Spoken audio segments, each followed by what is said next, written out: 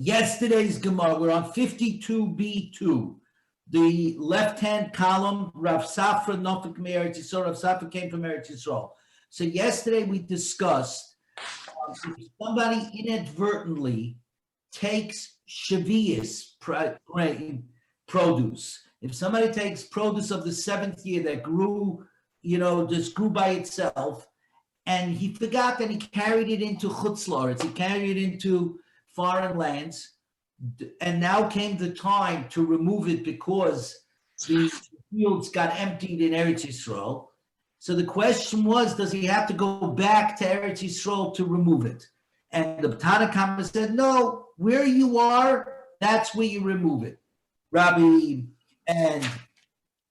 Shimon ben Elazar said, no, you got to go back to Eretz Yisrael because the pasuk says, "Be'artzecha," in your land, you've got to remove it in your land. That's where we're up to.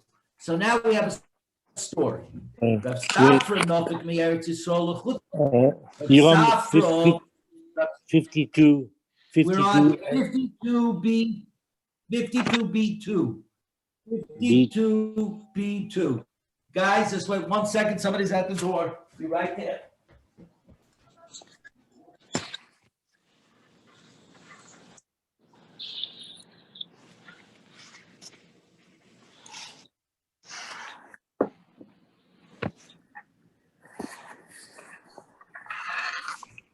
Hi. Okay, sorry about that. New nurse. That's Nun base, Amid base. Nun base, Amid base, 52b2. How many lines after? Where from the top? On 52b2. Rav Safra. Rav Safra Nofik Me'eretz Yisrael l'chutz la'aretz. All right. Okay. So Okay, got Rav it. Safra Nofik Me'eretz Yisrael l'chutz la'aretz. Rav Safra left Eretz Yisrael to come to Chutz La'aretz, to the foreign land. Habib Bahade Gabra Dechamra, these Shavias, and he forgot, and he carried along with him a keg of Shemitah wine, from the grapes that would produce in the 7th year. Lezu Bahade Rav Huna Berei Rav Ika Rav Kahana, and along with him coming from Eretz Yisrael to Chutz La'aretz, Rav Huna, the son of Rav Ika, and Rav Kahana came along. Amalahu, when he realized he was carrying this Shemitah wine, and he forgot that he had taken into Chutz La'aretz, and he realized that the time for removal, that means the grapevines in Eretz Yisrael would have been depleted. So now he had to get rid of his wine over here because it's Shvius, right? So he asked them, is it possible that anybody heard from Ravu if the halacha is Rav Shimon ben Elazar or not? Whether the halacha is like Rav Shimon ben Elazar or not? Because all of them, Rav Safra, Rav Huna, and Rav Kahana, were all Talmidim of Rav Avu. So he said, did you guys hear anything from our Rebbe? Does he hold that we have to make a U-turn and catch a flight and fly back to Eretz Yisrael in order to remove the shvius, the Meshuv's produce that we now have with us? Or no, do we pass him like the Tanna Kama, which says that I'm allowed to remove it wherever I am? So the answer, like the Amalei Rav Kahana said, "Oh, Hachi Amar Rav Avu. This is what our Rebbe Rav Avu said. Halacha Rav Shimon ben Elazar. The halacha is of Rav Shimon ben Elazar, and yes, we've got to catch a flight back to Eretz Yisrael. Amalei Rav Huna Berei Rav Ika. Rav Huna Berei Rav Ika. His other colleague said, Hachi Amar Rav Avu, just the opposite. Ein halacha Rav Shimon ben Elazar. The halacha is not like Rav Shimon ben Elazar, but like the Tanna Kama, which means that I do not have to go back to Eretz Yisrael to remove it. Yes, the fields, the grapevines in Eretz Yisrael have been depleted. Yes, therefore, this that I have stored by me, this keg of wine, I need to remove. Nonetheless, I don't have to go back to Eretz Yisrael to remove it. I can remove it here in Chutz La'aretz. Rav Safra, on this said Rav Safra, Nofik ha klala de Rav Huna biyadeh. Take the principle of Rav Huna, the son of Ravika, in your hand. That the halacha is not like Rav Shimon ben Elazar. Why? They were both Talmidim and Ravavu, and they both said it over in the Rebbe's name. It was just a machlokes of what they heard. They said because Rav Huna, the Dayik v'Goma Shamata Mipuma de Rabbe. He was careful to say over Torah in his Rebbe's name only exactly as he heard it from his Rebbe. And it was well known that Rav Huna was exact. His notes about what his Rebbe took, right, was a lot better than any of the other Talmidim. So his way is the way we accept. Just like Ravcha de Pumpadisa, just like the famous Ravcha Pumpadisa. And what is the example of Ravcha de Pumpadisa? The Amar Ravcha Amar Rabbi Yehuda said Ravcha in the name of his Rebbe, Rabbi Yehuda. A piece of Gemara that we had back on Yud Aleph, which we had back on Yud Aleph Amid Beis 11b, which said, that said Harabayis on the Temple Mount, Sitov Kaful Haya, there was a double row of benches, Sotov Lifnim Misotov, one row within another row. What exactly are we learning from here? Because if you'll notice here, the word that he's using is Sitov. Back in the Gemara that we learned all that time ago on Yud Aleph Amid Beis, and also a Gemara in Sukkos, the actual word that was used was Itz Tabois. Itz Tabois. Everywhere else in Shas that it brings down this Gemara about the benches around, they're called Itz Tabois, which was a Greek word. It's tabus. And if at the time we discussed about that word, but his Rebbe did not use the word itztabos. So Ravcha was so careful to say over things in his Rebbe's name that he only used, not only did he say over what his Rebbe said, but he used the language and the words that he chose to use in teaching the teaching. Like he used the word satov as opposed to atztabos. That's why Ravcha was so famous about his diligency to say over from his Rebbe, even the way he said it over. Says Vaita, Kari le Rav Yosef. So Rav Yosef said, the Baal Pasuk on Rav Safra, who accepted the words of Rav Huna that the halach is not like Rabbi Elazar ben Shimon ben Elazar, and that in fact you do not have to go back to Eretz Yisrael when the crops in Eretz Yisrael are depleted, but you can get rid of your stuff even in Chutz La'aretz. He said on him, Ami be'etzo yishol umakloi yagid loi. My people inquire of its wood, and its rod declares up onto it. Makloi, a makl usually means a stick, a wood, but the Gemara here is playing around with the words. Kol ha-mekuloi, whoever rules leniently, whoever rules what it called the easy way, Magid Loi, I will declare, Rav Safra will declare that this guy knows how to learn, the halacha is like him. Rav Safra, this is a very famous rule in Pesachim. It is very easy when you call a Rav for him to say no. A Rav that knows how to learn, more often than not, will figure out a way how to say yes. To be a negative person, to be a machmir on every shaila that comes to you, that's easy. That's not the kind of Rav you're looking for. You're looking for a Rav that has such a breadth of knowledge that his first instinct is how do I find a way to be mutter? When I was a young man and I had a shiloh, I went to my Rebbe, Rabelsky, Zochen Levrachim, to ask him the question. And I remember it was on the second floor in Yeshiva Torah B'das, and he walked back and forth like for 20 minutes. And then he said, you know what? I can't answer this question. Go to the Kallisberger Rebbe in Borough Park to ask the question. Because he said he has a greater breadth of knowledge, which for Rabelsky to say was amazing. And what he called, he will find you a heta. That's the way Pesachim are supposed to be working.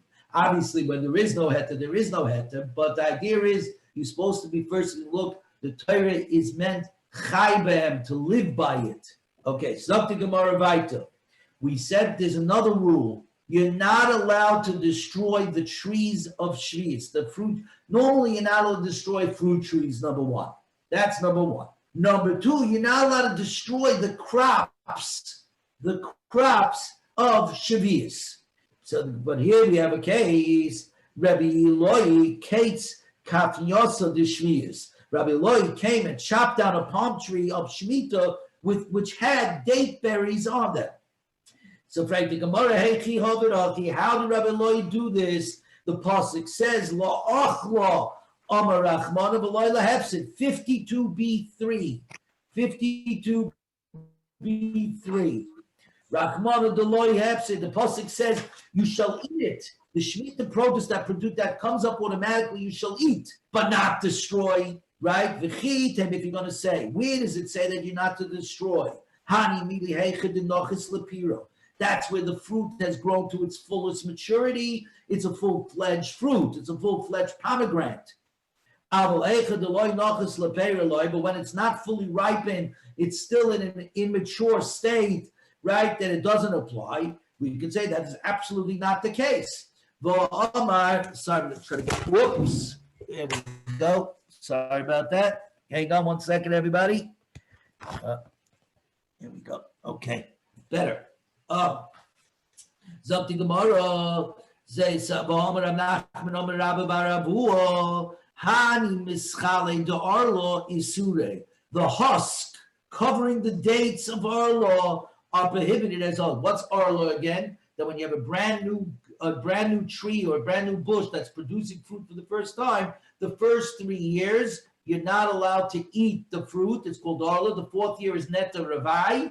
The fifth year already you can use, right? Ravai, and the 4th means you have to bring it up to Yerushalayim to eat, right? But on the first 3 years, you're not allowed to eat. So over here, we're saying not just the fruit, but the husk that's around the fruit, right, is also considered as part of the fruit, which is unedible in the first 3 years as arla. Why? Because the nasu shomer leperi, it is a protector of the fruit. The husk around the fruit protects the fruit. The shomer lepri emesavi, and when is it considered a protector of the fruit? Bikufre, when it's small and immature, which means that it's not yet fully ripened. And yet, what is the Brisa calling it? A fruit, which means it gets the name of a peri, of a fruit, even though it's not fully ripened yet. So B'Kakarile peri, and Rav Nachman called it a peri, even though it was small and unripened. So therefore, that can't be the reason why you're telling me that Rabbi Eloi destroyed the tree, because it was still immature, the fruits. You see that immature fruits are called a peri, are called a fruit. So how could Rabbi Eloi go ahead and chop down the tree?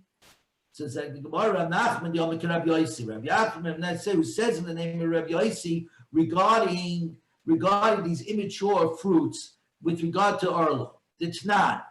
Rabbi Yosi Samdar also of Neshu Peri, a great bud that's on a vineyard of arlo, a brand new vine, which is now just producing the bud. It didn't come into a full grape yet. It's just the bud. Okay, in the first 3 years, it's no good because it's considered part of the fruit. Upligi Rabbanan Oleh. And the Rabbanan, the Tanakh of the Mishnah, disagrees with Rabbi Yosi and says, no, those buds, that's not fruit. That's not fruit. But you'll notice the machloikis is only by a grape, by a vineyard. It does not talk about the general rule of fruit trees, says the Gemara. So from here, it would seem that the majority opinion is the Rabbanon. And therefore, Rabbi Eloi was talking about such a case where it was only a bud. And if it's only a bud, even though it wasn't a grape, it wasn't a bud, it was a date tree. It was a palm tree that was producing dates, right? And but those dates were small little buds. That's why you cut it down. It had the name of a fruit. So it didn't have the rules of a fruit. Right? The Gemara, Maskablo, Rav Shimi Minadoi, Rav Shimi Minadoi asks, Umi pliki Rabbanan Le'ed Rabbi Yosi b'shari lonas, who said that the rabbis are arguing with Rabbi Yosi in the general tree, in the generalization of all trees. Maybe it's only by certain fruits. In other words, maybe just by the vineyard. When are you not allowed to cut down trees during the Shvius, during the 7th years? Because it's only meant for eating and not for destroying. Beis Shammai says, Kol Ilonisha Yotziu, all trees who are starting to sprout their leaves. In other words, in Chodesh Nisan, in the first month of when they begin to sprout, not when they become mature, their fruits, when the fruits just begin to bud out at the beginning of the thing. Beis Hillel says, Hacharuvim, that's carob, boxer, when they form chains, the way a boxer tree grows, those long brown things, they chain together, almost like a chain together, almost sort of attached. It looks like a chain that you would hang up in a sukkah. And the grapevines, back to the grapevines, we're on Nun Gimel Amid Aleph 53a1, when they form grapes the size of a gerua, which we don't know what a gerua is yet. We'll get to it in a minute. V'zeisim and olive trees, when they develop the nates. The nates is simply the husk that protects the olives. That's the same idea. It's the same. The nates over here is like a sort of, again, a shomer, a protector of the zeisim. The shar kolilonois and all other trees, kishiyatziu. And Beis Hillel says, and I agree that with all other trees, we go like the Shita of Beis Shammai when it starts to bud, i.e. at Chodesh Nisan.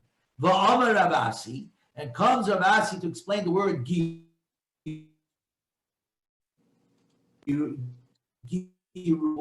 right? When we said before, grapes grow to the size of a giru. What's the size of a giru, right? Hu boiser, hu girua, hu pula lovan.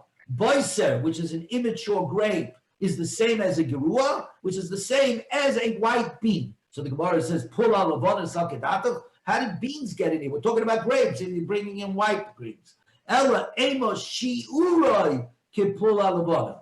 To say that a boiser is the same as a gerua, which is the size of a white bean, right? So in other words, boiser and gerua are the same thing, and it talks about a developing grape that's the size of a white bean, which is obviously not a full-grown grape.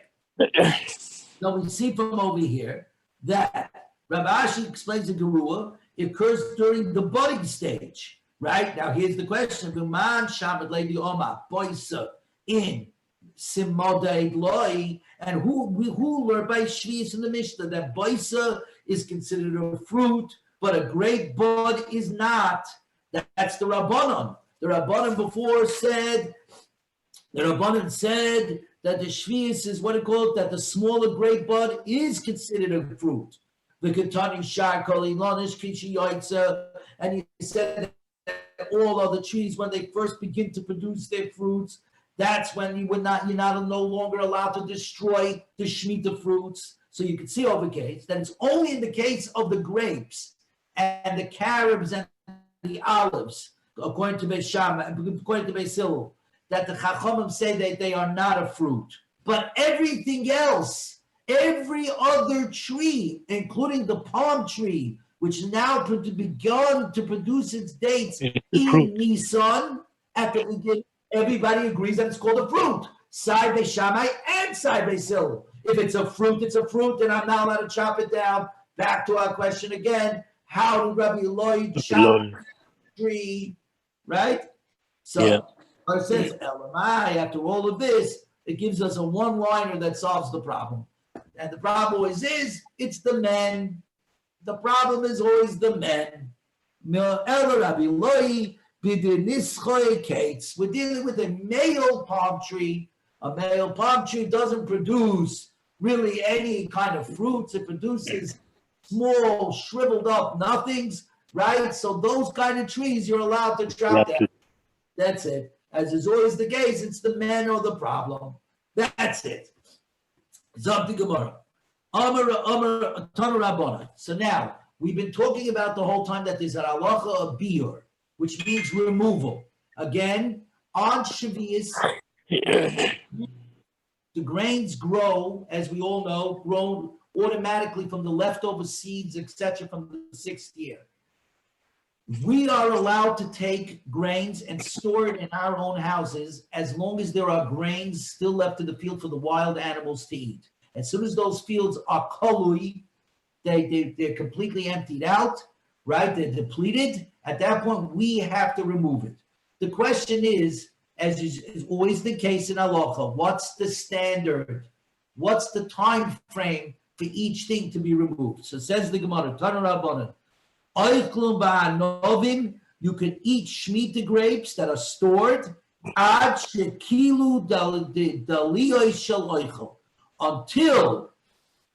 the vineyards of the city of Eichel are depleted. Eichel was famous for all its vineyards, right? When those grapes are depleted, then what you have stored has to go. But if you happen to discover that there are other grapevines within the land, okay, not just in the city of Eichel, but there are other grapevines that still have grapes on them, Eichel and Aleim, you can rely on those grapevines and keep on eating the grapes that you have stored away. Eichel b'zeisim, you can eat olives, Shemitah olives, ad shekila ha'achron shebetikoya. You can eat until the olives from the olive trees of the city of Toika are completely depleted, because again, Toika was filled with olive trees. Rabbi Eliezer Omer, ad shekila achron shel gush cholov. In fact, you're allowed to eat Shemitah olives until the last grove of gush cholov is depleted. Gush cholov was in the section of Asher. Asher, as the Yaakov Avinu blessed Asher, that his lands would be filled with oil, with date, honey, and etc. And in fact, remember we learned earlier in the Gemara that Asher was the one that provided produce to all the other shvatim. So they obviously had the most. So he said you're allowed to even wait for what's going on in Asher.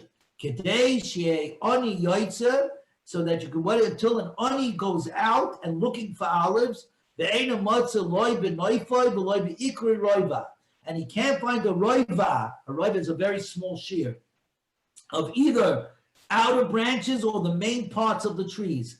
Oichlin b'groigris, and one can eat dried out Shemitah figs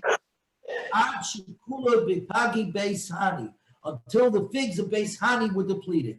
So this already the Gemara doesn't accept. Amar Rabbi Yehuda lo hiskru b'nei pagi Beis Hani. We didn't learn anything in yeshiva about the figs of Beis Hani being mentioned as a status of fruit.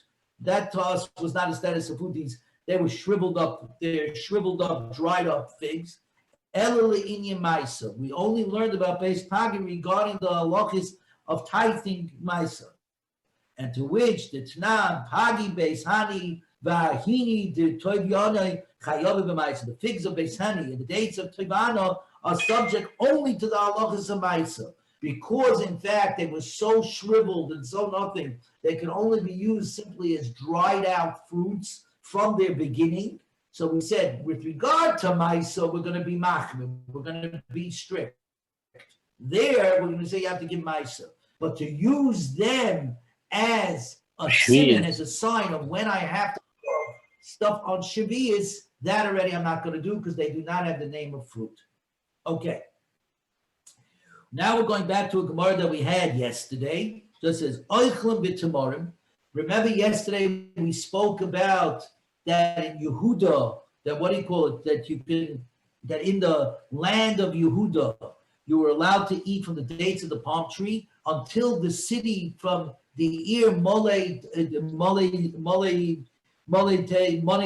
Tamarim, until the city that was filled with Tamarim, with date palms, the city of Tyre, right, which was also in the south of the land of Yehuda, until their dates disappeared, until their dates were depleted. So, and we said, remember, there are two kinds. There are the dates that grow on the leaves, and then there were the dates that fell into the thorns and the thorn-like part of the trunk, which we said the animals could not get into it. So, If we're allowed to eat the dates of the palm tree until the last palm tree in Soyar entire is completely depleted. When we say depleted, we're talking about we eat the dates that are between the leaves, because the animals, the wild animals, can get to those dates as well. But not but you cannot eat even if there are dates on there, but they're stuck in between the thorny part of the tree. Because if the animals cannot get to it, meaning the wild animals can't get to it, it's simply the same rule as if a tree falls in a forest and nobody's there, it doesn't make a sound. Even though I have fruits there, but I can't get to it, the animals can't get to it, as if it's already gone, even though they're in existence. We're up to 53A2. 53A2. I've got a contradiction. I got a stira, because this next price says the following: you can eat the Shemitah grapes in your house until Pesach. At Pesach time, we assume the grapes are completely colored, completely depleted. Shemitah olives until Shavuos, and then they're considered to be depleted. The Groigeres at Chanukah, dried figs until Chanukah, but Tamarim at Purim, dried fig, and dates until Purim. But Rabbi just Rabbi Yochanan, Tarte Mechalef. He switched the last two. He said Groigeres is until Purim, and Tamarim is until Chanukah. But regardless, it contradicts the first Baraisa, because the first Baraisa said that beard that you have to remove, according to in Yehuda, is tied to the depletion in the city of Tzayar. And here you're saying it's tied to Purim and Chanukah. So something about the easy answer. When is it depleted in the city of Tyre? I'll tell you when. Between Chanukah and Purim. Perfect. That's all. The BJC you can say, which is really the same answer. It's the same idea.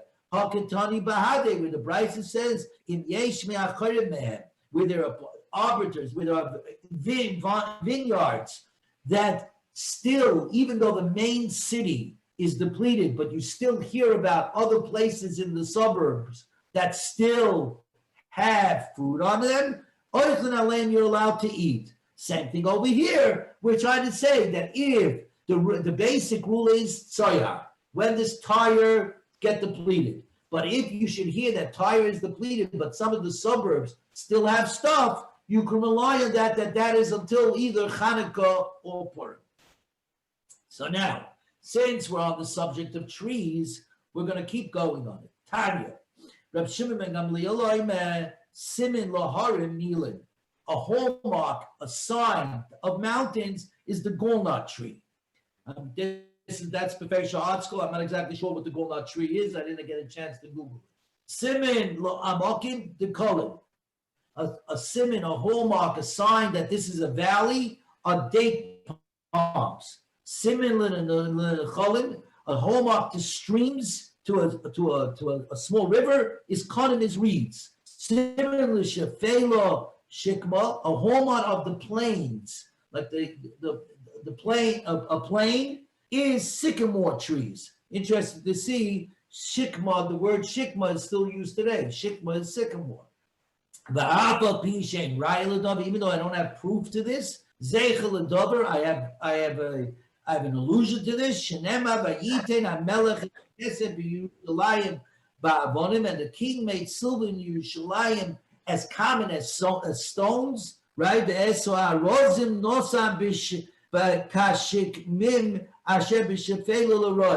And he made the cedars as abundant as the sycamores are on the plain. So you see the sycamore trees are associated with plains. So now the question is, Simin Laharin, Milan, Simin Lamokim Dekola.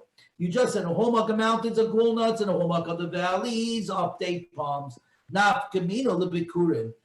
The legal significance is for bringing up the first fruit.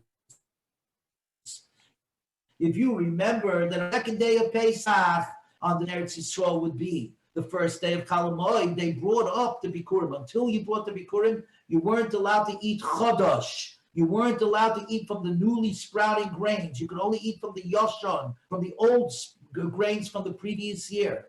Then they brought up the new growths, and they offered it up as a mincha into into Beis Hamikdash, and with that, you were allowed to start eating chodosh from the second day of Pesach. So now, the Gemara says this is where it could Tanya, but the rule about chodosh, about Bikurim, was always that you had to bring from Meitav Haaretz, from the best of the land. Obviously, this is the trigger that is allowing us to start anew with new grains and to start selling and to start eating new grains. So you needed to bring the best to the Beis Hamikdash to bring up to HaKadosh Baruch to thank him for the new harvest that he produced. So the Gemara over here says these two things, Siman Har Milin, gall nuts, and for a valley, it's the date palms is the nafkamina. The significance is for bikurim, for the first fruits. It's not. Ein mavi'in bikurim ela misheves aminim. You only bring bikurim from the 7 species of Eretz Yisrael: the pomegranate, the wheat, the barley, the whole thing. V'loi midikolim shevaharim, but not from the dates of the mountains. A date is one of the Sheva Minim. Not from the grains, the wheat from the valleys. Wheat is also part of the Sheva Minim, but the answer is the dates grown on the mountains are not Meitav Haaretz, were not good. Because of the winds that blow on the mountains, their growths are somewhat stunted and they're a weaker crop. The same thing with the crops that grow in the valleys, the same problem, because the valleys get filled with water. So the roots of the crops were much weaker because they were so soaked with water, so that their growth again was a much weaker crop than the ones that grew in other places. So we said those things are not to be brought for Bikurim, even though they're part of the 7 species, part of the Sheva Aminim. In Kol Zeh, they're not good enough to be brought for Bikurim. Now, similarly, Shikma. I'm sorry. Similarly, in Cholim Kanim, a siman, a sign for stream, the small rivers, is reed. Why do we care? Nafkamina lenachal eson, to the raging stream, because this was the halacha. If there were 2 towns and unfortunately a murdered body was found between them, they would measure which town was closer to the body, and whichever town was closer to the body had to go ahead and had to bring an eglah rufa, got to bring a calf, and they would decapitate the calf next to a raging stream, because that's what the Torah called for. And then they had to say a whole statement that nobody in their town killed, and they had to ask mechila from the dead, and the whole thing. There was a whole system set up in place, a whole procedure, because of the horrifying idea that a dead body was found near their city. It has to be done near a raging stream. A raging stream, in essence, is a stream with rapids, right? That's the best way to put it, a rocky stream, so that it creates the foam as it hits the rocks. What is one of the hallmarks, one of the simonim of such a stream? When it has reeds growing along its edges. So that's when it has the reeds growing along its edges, that is a siman for a raging stream. So that's why we need to know, that's the idea for the Eglah Rufa in the case of when a murdered body was found between the cities. Similar Shefela Shikma, a hallmark of a plain is the sycamore tree. Nafkamina, why do I care? Lemekach umemkach, to sell. So for an example, let's say Charlie is in the business of selling plots of lands, and he tells somebody, I'm selling you a plain. Even if he just says those words, I'm selling you a flat piece of land, a plain, it is assumed, the buyer is allowed to assume that the land has sycamore trees on its property. So that if in fact he goes to the property and there are no sycamore trees on the property, the sale is null and void. He's allowed, it's a mekach tois, he's allowed to say, I bought this plot of land on the plain on the false pretenses. Charlie never told him that there are trees on it. By saying the word plain, I'm selling you a plain, right? A piece of land on the plain. It is assumed automatically because a hallmark of a plain is a place that has sycamore trees, period. And now says the Gemara, now that we came to here,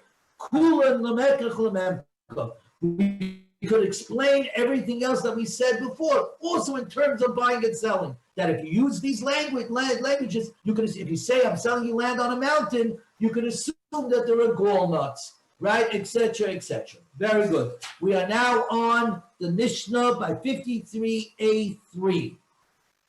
So remember before we talked about minig hamakom, local custom, the traditions of local customs, and it's not a simple thing to simply not do as things are locally.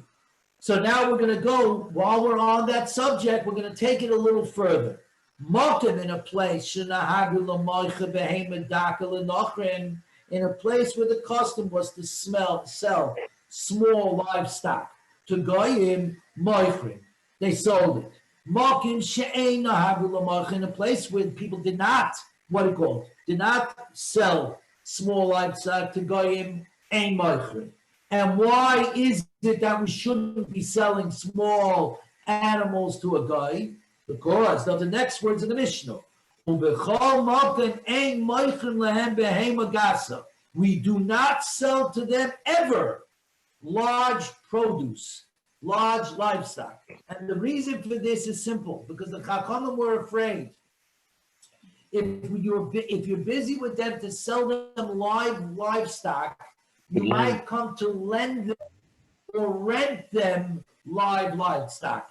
What's the problem with that? That when you rent something or you lend something to somebody else, you still retain ownership. So therefore it's a Jewish animal. And now if the guy should use the animal to plow his field on Shabbos, it's a Jewish animal that's being used for the Shabbos, that's being used for the Shabbos. And that's also in our Torah. You're not allowed, your animals are not allowed to plow.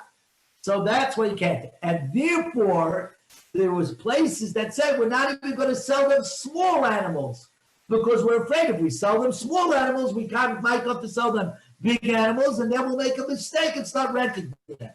By the way, in halacha, this does not apply today. The why of that is a major discussion in the Pesachim. How come we're allowed today to sell and buy and sell with the guy in the livestock? We can be involved in the Chicago Mercantile Exchange and this whole business. But this was the halacha at the very least at the time of the Mishnah. Okay, so this is what we're going to start. And it goes so far to say, the Mishnah goes further, Agolim useyochin shalemim ushivurim. That means even calves or foals, newly born animals, both healthy or maimed. Even if they're maimed, you still can't sell it to them. Rabbi Yehuda Mata b'shivur. Rabbi Yehuda said, if they're maimed, if they have a mum, if they because that you can sell, because such an animal is not going to be used in the field to plow. It's not going to be used on Shabbos. So Rabbi Yehuda says, I'm not as concerned. And Ben Beseira, and because of that logic, Ben Beseira Mata b'sos. Ben Beseira came and he was Matir, and he was Mata b'sos. And the reason why it was Mata b'sos is we're talking about a horse that was used for riding. The Isser, the prohibition of not riding on an animal, is only a shavus, is only a rabbinical decree. The rabbinical decree is not in the animal, it's not on the guy, it's on us Jews. We're not allowed to ride on an animal. Okay? We're not allowed to ride on the animal. But the animal in its essence is perfectly fine. And a goy who doesn't have a Shabbos certainly is not under the rabbinical decree. So therefore, said Ben Beseira, a horse that's not a plowing horse, but in fact is a horse used for writing, which is only a rabbinical degree against us, the Gavra. Us, the Gavra, that we're not allowed to ride. It's got nothing to do with the Cheptza, with the horse itself. Therefore, there's no problem with giving it over to a guy to ride, because even if the guy rides it on Shabbos, it's not a problem. Now, back to Pesach. In a place where the tradition was to eat the meat roasted on Lele Pesach, Oichlin, you're allowed to. But in a place where they don't have the tradition not to roast the meat on Pesach, Oichlin, they don't eat. What's going on? The Korban Pesach was roasted. Obviously, the Beis Hamikdash has been destroyed. So there were places that felt that we should continue to do the tradition, and they would roast the meat. They would roast meat on the night of Pesach, as a remembrance of what took place in the Beis Hamikdash. We, Ashkenazim specifically, said just the opposite. We are not going to roast. And we don't, not only do we not roast meat, we don't roast anything the night of Pesach. Because we said if you roast it, it looks like it looks like you're bringing sacrificial meat not in the Beis Hamikdash, obviously. You're bringing it in Chutz La'aretz. And that, of course, is a major Isser. It's a Chayav Kares, in fact. So we said because it looks like, but if you roast meat, it looks like you're bringing holy meat in, not in the Beis Hamikdash. And that's no good. So we, to this day, do not roast anything in the nights of Pesach. The first 2 nights of Pesach. Totally not. So we're like the second way. So says the Gemara, regardless, a person is not allowed to say, this meat, la Pesachu, is for the Pesach. Why? Like we just said, because it looks like he just consecrated his meat. It looks like he made his meat holy. This meat is for the Pesach. And then it will look like you're eating kachim, holy meat, concentrated meat, outside of Yerushalayim. But this is only by basa, by meat. Regarding wheat, this does not apply. The wheat that's used for the matzah, if you want to say this wheat is for Pesach, that's perfectly fine. Why? Because it's like you're saying, this wheat is being watched, is being guarded for the Pesach, for Pesach. And in fact, that's what we do today. When we're there at the harvest and we cut the wheat, we go, L'shem mitzvahs Pesach, L'shem mitzvahs matzah, for the mitzvah of matzah and Pesach. We actually are doing exactly like this Gemara. So, Frank, the Gemara, Basalai, is that a fact that meat is not allowed to be labeled as this meat is for Pesach? We are now on 53A4, Meisvei, but we have a brisa that seems to say the opposite. Omer Rabbi Yosi said, Turdis ish Romi, Turdis, the man of Rome. And who was Turdis? He was obviously a big player in Rome. He was a big guy in Rome. And the was going to have to later. Was he big because he was such a tzaddik? Or was he big because, on the opposite, he was a bully, he was a violent person who had connections with the government, and everybody was afraid of him? But right now, the Gemara just brings him along. Toidis ish Romi, Toidis, the man of Rome. Hinig is B'nai Romi, instituted a tradition, people of Rome, for the Jews of Rome, La'echol Gedim Mekulosin Belel Pesachim, to eat the kid, meaning the lamb, meat, eating it roasted with its entrails right next to it. Because in the Beis Hamikdash, what did they do to the Korban Pesach after they slaughtered it? After they slaughtered the Pesach sacrifice, they would hang it up and they would cut it open and they would take out the entrails from the thing, and then they would eat the Korban Pesach. So he said, I'm going to set this up. In us in Rome, we're going to remember what happened in the Beis Hamikdash. We're going to do it exactly the same way. We're going to roast it and we're going to put its entrails next to it. So Shalchulai, the Rabbanan said to Todas, Ilame Todas Ata, if you were not the great Todas of Rome, Gazra let me do it, we would put you into, we would excommunicate you. Sha'ata machal es Yisrael kosher b'chus, because you're causing Jews to eat holy meat outside of Jerusalem, the terrible sin of eating holy meat outside of Jerusalem. So pray to Gemara, kachim salkadata, and they're actually eating kachim. It's not kachim. They didn't call it holiness. They didn't call it holiness. I didn't see them. They didn't designate it as holy meat. Ella, Ema, and now we're on Amud Beis 53b1. Karim la'echeles Yisrael kachim b'chutz. Close. It looks like they're eating holy meat outside of Yerushalayim because you're roasting the meat and you're cutting it open and leaving its entrails exactly the same way they did it at the time of the actual Korban Pesach. Says the Gemara, but wait a minute. From this Baraisa, it's mashma. Mikulisin, the great problem here was not so much that it was roasted, but that they put the entrails right next to it, so it was exactly the same way they did the Korban Pesach.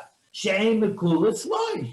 But if you don't put the entrails next to it, even though you roasted the behema, you roasted the meat, it wouldn't be a problem. That wouldn't be a problem. So why did Rav Aser just roasting, even nothing to do with the entrails, just roasting? Amri, the halacha says, mikulis, when it's done with its entrails right next to it, when it's roasted with its entrails right next to it, loishna ama, loishna loyama. It doesn't matter whether he says this meat is for the Pesach or this meat is not for the Pesach. Even if he says nothing, since the whole situation looks like a Korban Pesach because it's roasted and its entrails are all next to it, right? Then, but she'eina mekulis, if it's only roasted, but its entrails are not next to it, entrails are not next to it.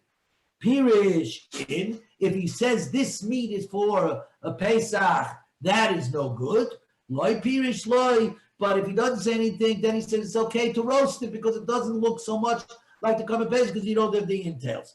Is everybody okay if we go a little further? I'd like to get to the Mishnah. Is everybody all right? Okay. Zopti Gemara Baita. Rav Acha Matzne Laha Masnistin Ki Reb Shimon. Rav Acha taught this Baraisa not in the name of Rav Yosi. He taught it in the name of Rav Shimon. He said it's Rav Shimon that says that you shall that they what he called taught this about Ishraimi, to this Ishraimi, that what he called that the Chachamim wanted to put him into excommunicate him because it looks like that they're eating holy meat outside of Yerushalayim. It wasn't Rav Yosi, it was Rav Shimon. Maskab Rav Sheishes. Rav Sheishes says it can't be Rav Shimon. Good, according to the one who says it goes according to Rabbi Yosi. Nicha, it's good that you said it. It looks like you're getting close to making it looks like you're eating holy meat outside of Yerushalayim. But the one who says that it was Rav Shimon who taught this, in other words, Rav Acha who said that Rav Shimon taught this. Nicha, how is this possible? Well, Tanan we learned regarding the case of somebody who says as follows. This is the case. Everybody, just 1 minute. That he's menadav. He says, I promise to bring a mincha for a donation. Now, a mincha needs to be brought from wheat. The problem is he brings it from barley. He says the words, I'm going to bring it from barley. Okay? He says we're going to bring it from barley. But the din of a mincha is that it can only be brought from chitin. So according to the Tana Kama, Toifis Lashon Rishon. What does that mean? Toifis Lashon Rishon means when a person speaks, the first words out of his mouth are the significant words. So the first words out of his mouth were what? I want to donate a mincha. I want to donate a mincha offering. So that's what he wants to do. Then he says, I want to bring it from barley. That's not as important. The second words are not as significant as the first words. So therefore, he would say, if he brought it with barley, he has to go back and bring regular mincha. from wheat. Rav Shimon argues, he says, Af Gemar Devorov Adam Nitvas, that he holds not just the Typhus Lashon Rishon, but Typhus Lashon Achron. In other words, people's own words. His second part of his words are significant in explaining his first words. So in this case, Rav Shimon therefore would hold that he does not have to bring another one, because he only meant to bring a mincha from barley. He only meant to make a mincha from barley, and there is no such thing as a mincha from barley, because minchas can only be from wheat. Therefore, if the whole thing is farfutched, and he doesn't have to bring it, it's as if he said nothing.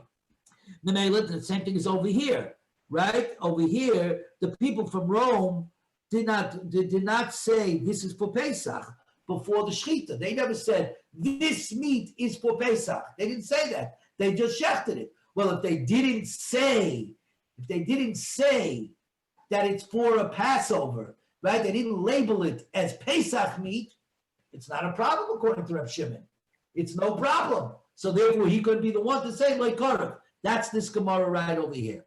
Because if you're going to say it's Reb Shimon minichad, but Tanam we learned Reb Shimon paita. Reb Shimon was paita, but in the case of a mincha where he says, I want to bring a mincha from barley, because he did not in the way of the people who donate. He didn't donate in the proper way, and therefore we look at the totality of what he said. Same thing over here when they shech. By the fact that they did not say that this meat is for a Passover, the Pesach is a riot that they didn't mean to actually bring it. So therefore, it's not a problem that it looks like they ate holy meat outside Yerushalayim. So how could you say it's Reb Shimon? So Amalei Ravina Ravashi. Okay, now we're going back to the other way. So if Ravachi's thing that it's Reb Shimon is pushed to the side. And according to the one who said that the Paraiso of Todas of Romi, and that they wanted to put him in excommunicated because it looks like they're eating holy meat outside of Yerushalayim. You wanted to say it's like Rabbi Yosi, Minicho. How could that work? Rab Shimon Bishitis Rabbi Yosi. Rab Shimon said his rule regarding what we just said before about the mincha that he said, I want to bring a mincha from barley, that it's nothing, and you don't have to bring it because the last words came to explain the first words, and it's nothing. And Rab Shimon said, I said this in the name of Rabbi Yosi, that even at the last words count, even the last words count. So if that's the case, my love me that Rab Shimon like Rabbi Yosi. So if Rab Shimon holds like Rabbi Yosi, that in the case of the mincha that it's nothing, and therefore over here,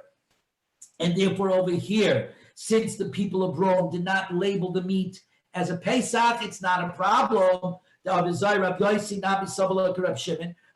logically also holds like Rabbi Shimon, so therefore it's nothing, and therefore it's not a problem of karev le'echel as you saw in. It's not a problem that they're coming close to eating holy meat outside.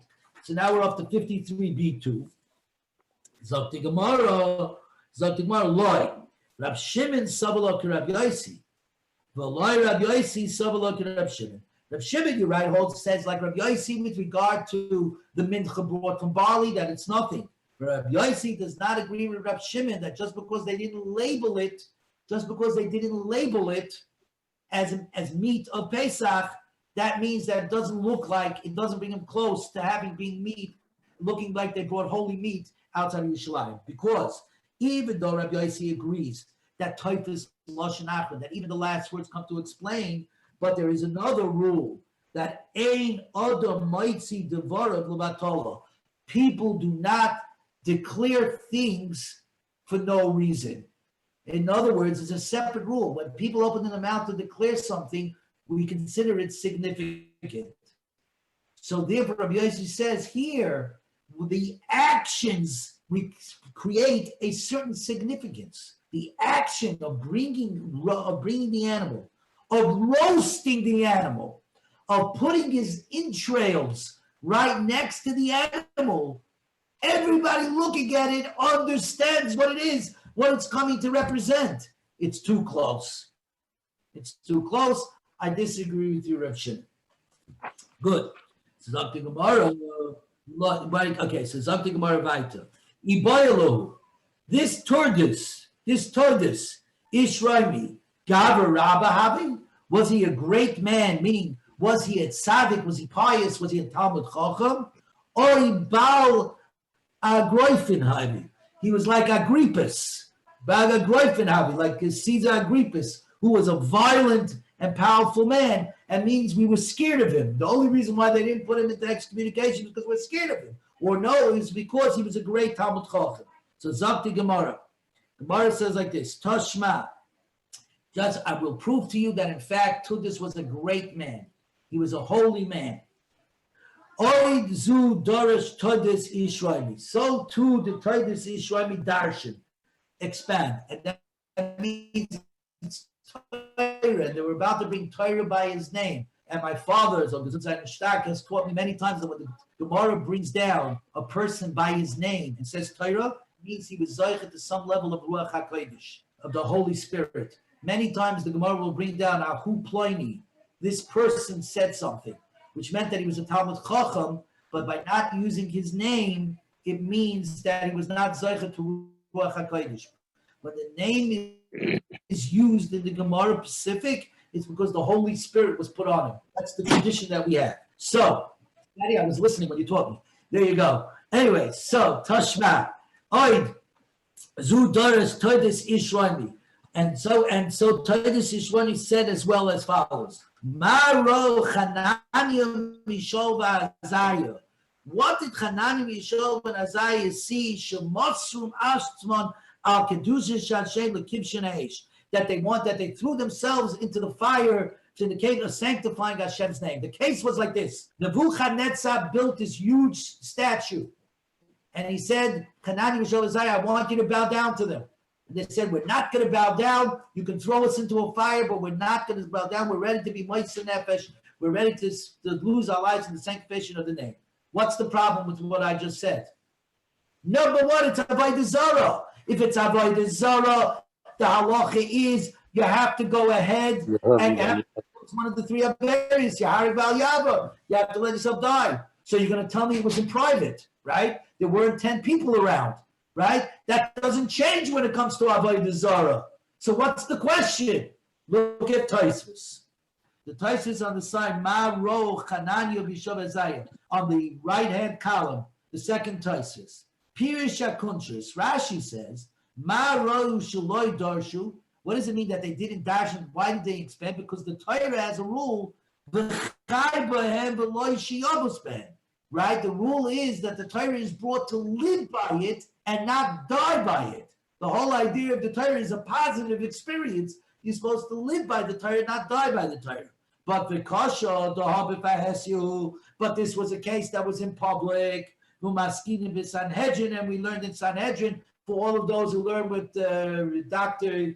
Elephant, Sanhedrin, you should remember this Gemara, the Kula Alma B'Fahesia Chayiv L'Moisa Atzvei Apilu HaMitzvah Kala, that if it's in B'Fahesia, if it's in the public sphere, even if they tell you to just wear tzitzis, a four-cornered beged without tzitzis, right, without the tzitzis, or even if they were to tell you on a tradition, take off your yarmulke and walk without your yarmulke, right? Even though that's only a minig, that's only a tradition, you would have to allow yourself to be killed.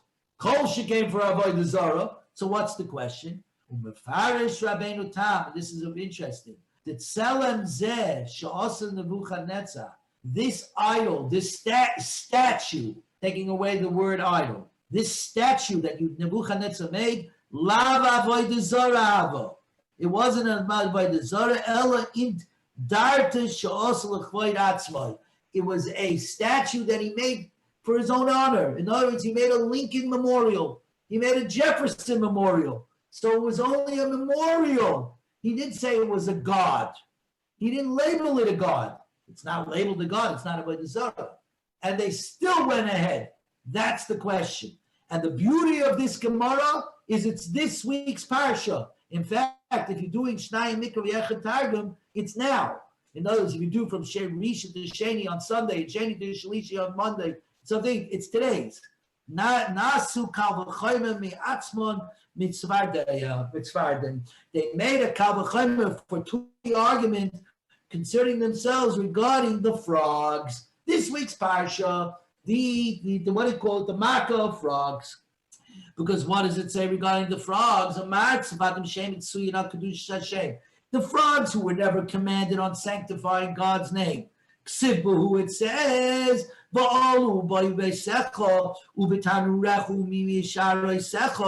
river swarmed with frogs, and they shall ascend and come into your palace and into your ovens and into your kneading bowls. What are the kneading bowls doing next to the oven? Because the oven was hot and we were going to knead the dough in order to bake the dough. So what do you see? The ovens were hot and the frogs still jumped into the ovens in order to get themselves fried, to drive them crazy. Now, obviously, this was not France, because my father told me that he remembers as a kid when he was hiding out in France during the war, that frogs' legs was a big delicacy. Still remembers them. So, and the rabbit stew, but we're not talking about that. So, but here the frogs jumped into the oven. Have oimer b'shas tarahem. It was when the cham, when the oven was hot. Anu shumitsuvin al kedushas Hashem. So the frogs went in and sanctified God's name, even though not commanded. We who have the mitzvah to sanctify God's name, even though we're not commanded, because this is not actually an avodah zarah. It's only a Lincoln memorial. Still, alachas kama v'kama, he asked us to bow down. That we're not going to do. Rabbi Yosi bar Oven Oma, matul male lekis sil tamidei chachamayu. Todas, now we're on 53b, we're getting to the Mishnah. Todas would put merchandise into the purses of Torah scholars. What's going on here? He didn't simply give them tzedakah. He gave them the means to earn their own living. The Rambam Maimonides labels out the different levels of giving charity. He said the greatest level of charity is putting somebody else on their own feet, making somebody else self-sufficient. It's very nice to give somebody money, but the idea of Klal Yisrael is to not have people